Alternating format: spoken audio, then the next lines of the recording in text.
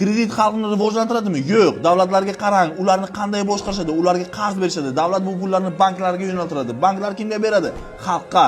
Moliyaviy savodxonligi past xalq bu pullarni hech qachon investitsiya, biznes, ishlab chiqarishga emas, aksincha maishiy texnika, to'y, mashina, jihozlar, qiymat tushadigan narsalarga sarflaydi. Natijada hamma qarzdor, pul zanjiri pastdan yuqoriga qarab ketadi. Davlat avtomatik boshqariladi. Bizdagi banklar eski model, markaziy bankdan 14% dan ol, 22%, 30% ga xalqqa ber. Yagona daromad manbai kredit foizi.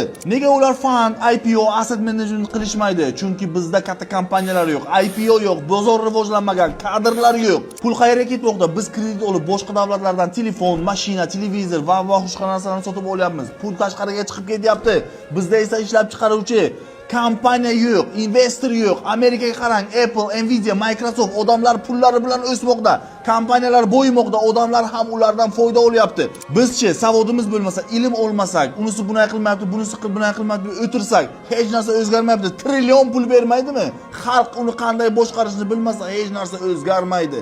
Davlat o'sishi uchun xalq ilmli bo'lishi kerak. Da, bizni bundan chalg'itishyapti, chunki boshqa insonlarga, boshqa davlatlarga bu nevigidna, ularga bu narsa yoqmaydi. Rivojlanmasak boshqa davlatlarga borib, boshqalarga ishlaymiz va kredit yopib yuramiz. Shu uchun ilm oling deyman, asabiylashib gapiraman, chunki haqiqatni ko'rib o'tirman. Moliyaviy savodxon bo'lmasangiz hech narsani o'zgartira olmaymiz.